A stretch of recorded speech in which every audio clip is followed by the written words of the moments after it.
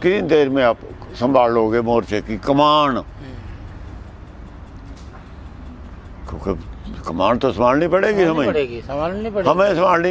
ये काम नीचे का करेंगे, ये इलेक्शन का काम करेंगे, इलेक्शन में आगे जो करना है वो भी करेंगे। कमान हमें संभालनी पड़ेगी। देखिए, देश की सेवा हमने पहले भी की 31 साल 32 साल, और जो भी हमारे पूर्व सैनिक है सबने देश के लिए पहले भी सेवा कर चुके हैं। ये हमारी दूसरी सेवा है, और हम ये पहली बार ऐसा हुआ है कि पूर्व सैनिक जो है कि आंदोलन में उतरे हैं। मुझे बहुत खुशी है कि इन पूर्व सैनिकों ने अपना कर्तव्य, अपना फर्ज खुद ही संभाल लिया।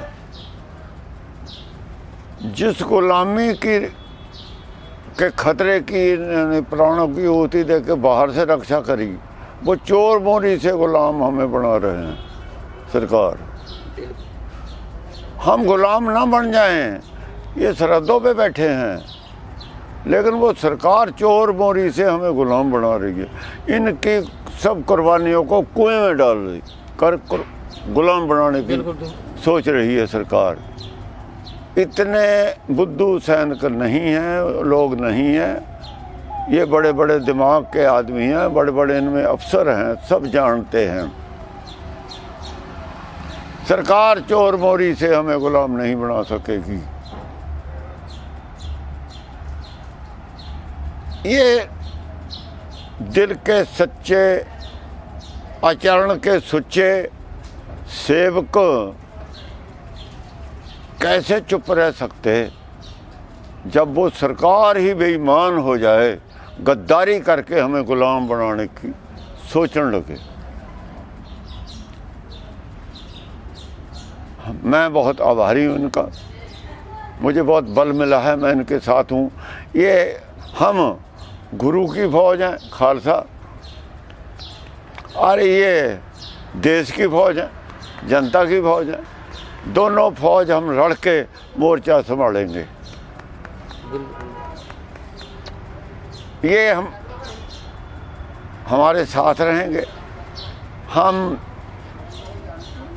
धर्म की जो ये पढ़ाई, दुनिया की लड़ाई जो है, ये सब जानते हैं, वो तो ये जानते हैं। जो ऊपर की धर्म की लड़ाई है ना,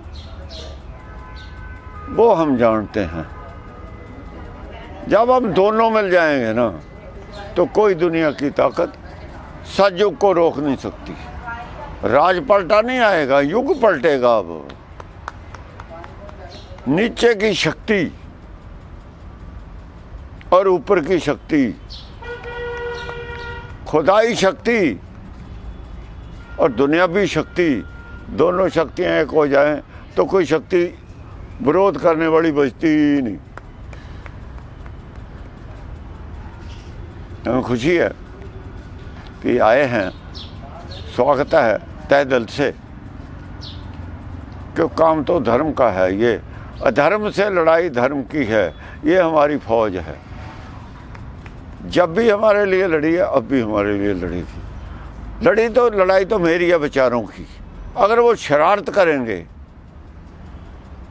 सरकार तो ये हैं, नहीं तो शरारत ना हो, अच्छी बात है, अच्छी बात है। गलती जहाँ भी है, गृह युद्ध हम नहीं होने देंगे। घर हमारी संपत्ति है, अपने देश की, माल का हम हैं, नुकसान करने की हमें ज़रूरत नहीं। गद्दार जो देश के हैं उन्हें सत्ता विहीन कर दो और सत्ता विहीन ही रखो, बस, और कुछ नहीं। सत्ता का सपना ख़त्म कर दो उनका, कभी सत्ता में आ ही ना सकें। आगे झूठ बोल के अब नहीं आएंगे, आगे को कभी भी नहीं आएंगे अब आगे को। देश की जनता से हम यह कहना चाहते हैं कि हमारा सरकार से या इन नेताओं से कोई लड़ाई नहीं है, इनकी गलत नीतियों से लड़ाई है। ये गलत नीतियाँ अपनी छोड़ दें और इसको वापस ले लें तो हमारी कोई लड़ाई नहीं है। और दूसरी बात ये है, ये जो राजनीति होती है यह कोई नौकरी नहीं है, किसी ने इसमें कंपटीशन जीत करके नहीं आया है। ये जनता द्वारा चुना हुआ प्रतिनिधि होता है जो एक समाज सेवा करने के लिए होता है, तो इसमें कोई तनख्वाह नहीं होना चाहिए। फिर भी मान लिया कि यदि उसको खर्चे के लिए कुछ चाहिए, इधर उधर आना जाना है, तो उतनी ज़रूरत है जितनी की मतलब उसको खर्च चल सके, उसको कई पीढ़ी तक इकट्ठे करने के लिए नहीं चाहिए। अच्छा, यदि सारी नौकरियों की जब पेंशनें बंद कर दी गई, तो इसमें पेंशनें किस बात की?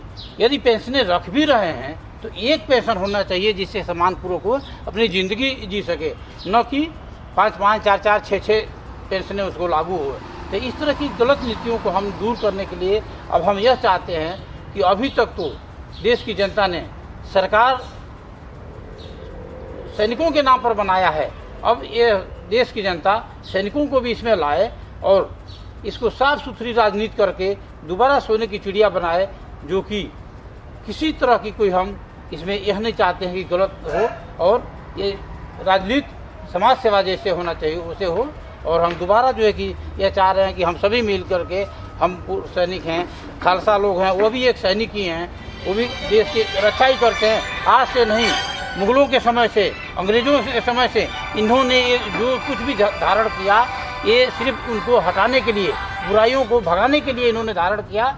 ये हमारे हिंदू ही थे, कोई अलग कास्ट से नहीं आए, और इनका जन्म भी 1699 में हुआ, ये सबको पता है। बुराई से लड़ने के लिए इसका जन्म हुआ, न कि ये कोई अलग से कोई था। तो इसलिए हम दोनों, ये भी फौज हैं, हम भी फौज से ही हैं, दोनों मिल करके और देश की रक्षा करें, यही हम जनता से चाहते हैं और जनता हमारी मदद करे। किसान मोर्चे के लिए गाजीपुर पे हमारे रिटायर फौजी और हमारे खालसा साहब जो ये सहयोग दीमक की तरह हमारा संगठन कमज़ोर होता जा रहा था, इनकी आवाज़ से हमारा संगठन बहुत मजबूत हुआ। ये किसान मोर्चा आपका आभारी रहेगा, और इसी तरह से हमारे संगठन को कैसे आगे ले जाएंगे, ये आपके हवाले, हमारे किसानों का संगठन आपके बीच में। और इस तरह से दीमक की तरह ये लोग लग रहे थे, कैसे कैसे आपने हमको सहयोग दिया, ये आभार, क्योंकि देश की सेवा आपने की। आप इस तरह से देश में व्यापक हैं कि धर्म युद्ध करने के लिए आप हैं। आप दोनों से निवेदन है कि हमारे संगठन को इसी तरह से मजबूती दें। जय हिंद, जय भारत, जय जवान, जय किसान।